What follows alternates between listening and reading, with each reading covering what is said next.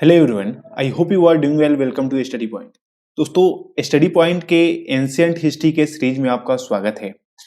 इस वीडियो में हम लोग एंशिएंट हिस्ट्री यूपीएससी प्रीलिम्स 1996 में जो क्वेश्चन पूछे गए हैं उसको हम लोग डिस्कस करेंगे। टोटल जो एंशिएंट हिस्ट्री से क्वेश्चन पूछा गया 1996 में वो 10 है, तो इसमें हम लोग 10 एमसीक्यूज को डिस्कस करने वाले हैं। ये लेक्चर नंबर हमारा 2 है और ये यूजफुल है किसके लिए? तो जो यूपीएससी प्रीलिम्स 2022 आने वाला है उसके लिए बहुत ही यूजफुल है। अगले वीडियो में हम 1997 में पूछे गए क्वेश्चन जो है वो उसको डिस्कस करेंगे। तो आइए इस लेक्चर को स्टार्ट करते हैं। हमारा पहला क्वेश्चन है, according to ancient India cosmogonic ideas the subsequent order of the cyclic of four equation और योगा इच। यानी कि एंशिएंट इंडिया के हिसाब से जो ब्रह्मांडीय आइडिया है उसको क्रमिक रूप में जो है वो आपको सजाना है कि इसकी कैसे जो साइकिल है वो चलती रहे। आपको अभी ऑप्शन देख के कुछ समझ में नहीं आ रहा होगा, तो पहले आप इसको अटेम्प्ट कर लीजिए और फिर मैं आपको इसको एक्सप्लेन करता हूं। तो अभी अगर मैं आपसे ये पूछूं कि अभी कौन सा युग चल रहा है, तो आपका जवाब होगा कलयुग चल रहा है ना। तो सबसे पहले क्या आया था? तो सबसे पहले सतयुग आया था, है ना। सतयुग आया था, सतयुग के बाद त्रेता युग आया, त्रेता युग के बाद द्वापर युग आया और द्वापर युग के बाद जो अभी प्रेजेंट में चल रहा है वो कलयुग आ रहा है। यानी कि ये 4 युगाज हैं जो एंशिएंट से अभी तक चल रहे हैं। तो इसको अगर मेंशन किया जाए तो यहाँ पे कृता का मतलब होता है सतयुग, त्रेता का मतलब होता है त्रेता युग, द्वापरा का मतलब होता है द्वापर युग और काली का मतलब होता है कलयुग। तो हमारा सी ऑप्शन जो है ना वो यहाँ पे करेक्ट ऑप्शन है, तो इसको आप ये कर लीजिएगा। सेकेंड क्वेश्चन है, आप ना हर क्वेश्चन को पहले वीडियो पॉज करके आप उसे अटेम्प्ट किया करिए और फिर हम लोग आगे इसके आंसर को डिस्कस कर लेंगे। सेकेंड क्वेश्चन है, which one of the flowing temples figures in the news regarding the institution of the devadasi.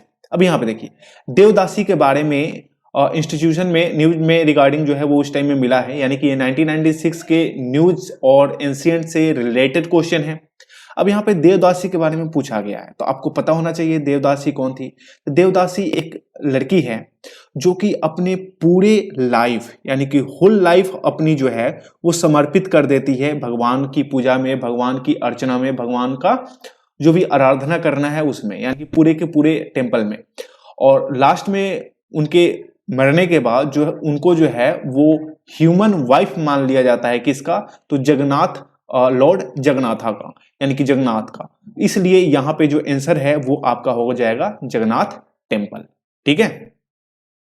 Third question is, the river most mention in early वैदिक लिटरेचर इज।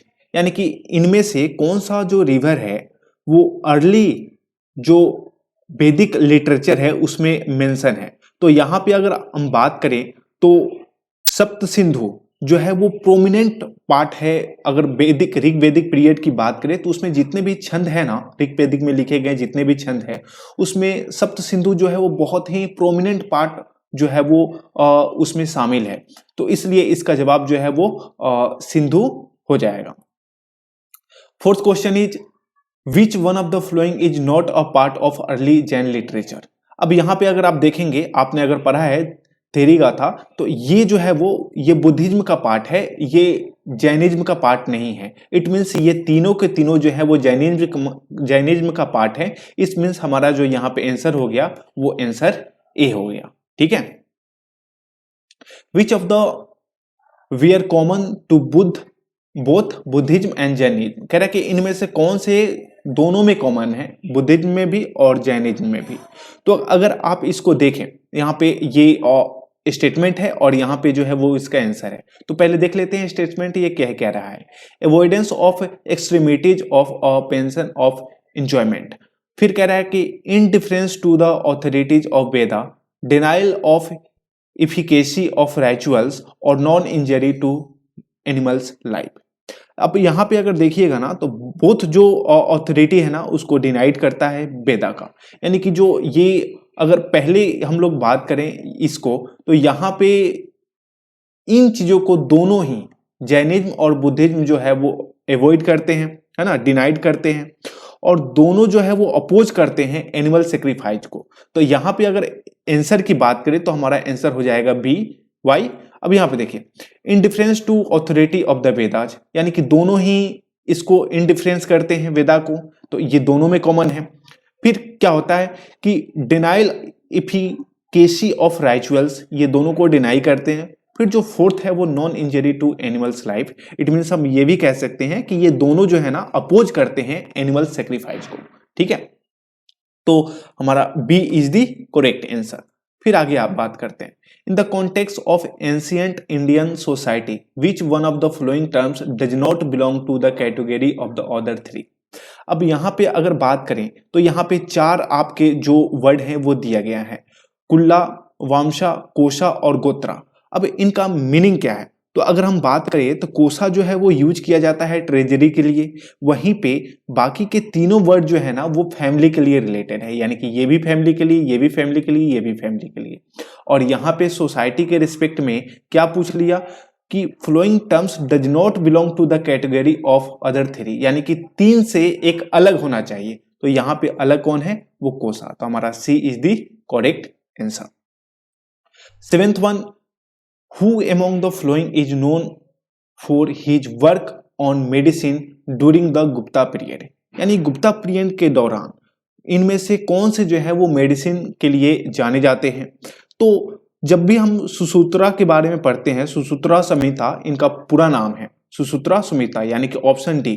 तो इन्होंने क्या करा था, तो इन्होंने एक बुक लिखी थी जिसका नाम था सुसूत्रा, और उन्होंने उस टाइम में गुप्ता पीरियड में उन्होंने जो मेडिकल में सर्जरी की जाती है ना उसके बारे में बहुत सारी चीजें लिखी थी, यानी कि उस टाइम के ये सर्जन भी थे।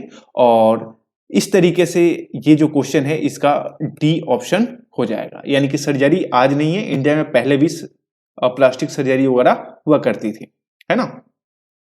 आगे बात करते हैं, 8 नंबर क्वेश्चन है, which one of the following sculpture was invariably used in green stitch as a medium. अब यहाँ पे देखिए इनमें से कौन सा, तो यहाँ पे भारहूत स्कल्पचर जो है ना ये आपका सही जवाब है। और क्यों सही जवाब है तो थोड़ा सा जान लीजिए। भारहूत स्तूपा जो है ना वो में भी एस्टेब्लिश हुआ था, मयूरा जो किंग थे अशोका 3rd सेंचुरी BCE में, उस टाइम में, लेकिन ये सही से काम नहीं किया था। ये ठीक से डेवलप हो पाया 2nd सेंचुरी में, जो सुंगा पीरियड है उस दौरान में। फिर ये आगे बढ़ा और फिर ये भारहूत जो है वो आगे चला गया, और फिर इसको जो है वो अभी कोलकाता का जो म्यूजियम है उसमें प्रिजर्व करके रखा गया है। कई सारे जो न्यूमरस बर्थ स्टोरीज है बुद्धाज का, वो भी वहां पे चीजें देखने को मिलती हैं। तो इसलिए इसका जवाब जो है वो भारहूत स्कल्पचर हो जाता है। 9 नंबर की अगर बात करें तो यहाँ पे कह रहा है match list 1 with list 2 and select the correct option, यानी कि यहाँ पे लिस्ट 1 को लिस्ट 2 से जो है वो आपको क्या करने हैं और सिलेक्ट करने। अब यहाँ पे अगर बात करें इसमें से देखिए इस तरीके के जो क्वेश्चन है ना वो आराम से एलिमिनेशन मेथड के द्वारा सॉल्व किए जा सकते हैं। और एलिमिनेशन मेथड कैसे काम करता है, तो यहाँ पे अगर आपको एक या फिर दो का जवाब आपको पता है तो बाकी के 2-3 का आप खुद लगा लेंगे।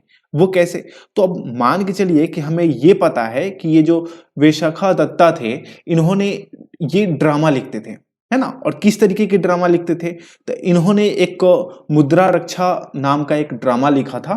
तो ये चीजें आपको एंशिएंट इंडिया में मिलती है पढ़ने को, तो ये तो पता चल गया कि हाँ इसका जो है वो ये होगा, है ना। और अगर आप मैथमेटिक्स का स्टूडेंट है और एंशिएंट इंडिया में कनेक्ट करके बड़े हैं तो आपको पता है कि जो ब्रह्मगुप्त थे ना ये मैथमेटिक्स लिखे थे।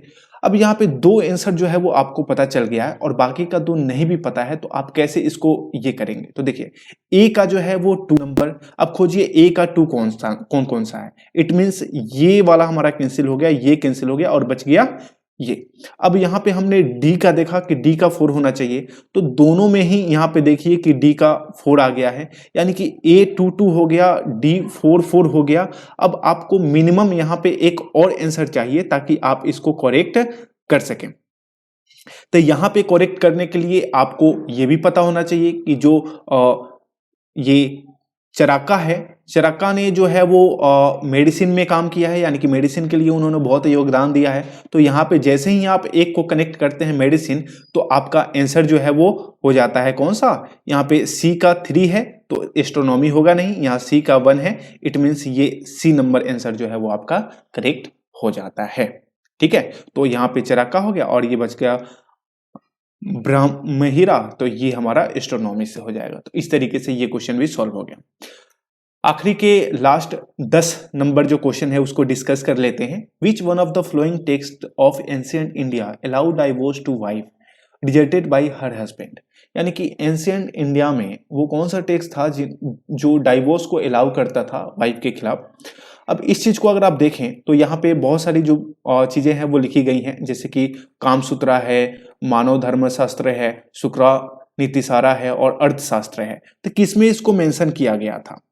तो आप सभी को पता है कि अर्थशास्त्र जो है वो कौटिल्य के द्वारा लिखा गया था, यानी कि हम उनको चाणक्य भी कहते हैं, उनके द्वारा लिखा गया था। और उन्हीं के बुक में एक बुक है मोक्ष, बुक में एक वर्ड है मोक्ष, और मोक्ष का मतलब बताया गया था डाइवोर्स, और यहाँ पे जो है वो इसकी जिक्र की गई थी। और यहाँ पे बताया गया था कि अगर हस्बैंड को एक मोक्ष चाहिए तो वो इसके रूप में डाइवोर्स अपने वाइफ को दे सकता है। तो अर्थशास्त्र is the correct option, option D. तो इस तरीके से हमने 10 के 10 क्वेश्चन को डिस्कस कर लिया। अगले जो वीडियो आएगी उसमें हम लोग 1997 का ऑल जो एमसीक्यूज है उसको डिस्कस करेंगे। ये वीडियो अगर पसंद आया हो तो लाइक करिएगा, पसंद नहीं आया हो डिसलाइक करिएगा। डिसलाइक करके जरूर बताइएगा कि कैसा लगा आपको वीडियो। तो मिलते हैं अगले वीडियो में, तब तक के लिए जय हिंद।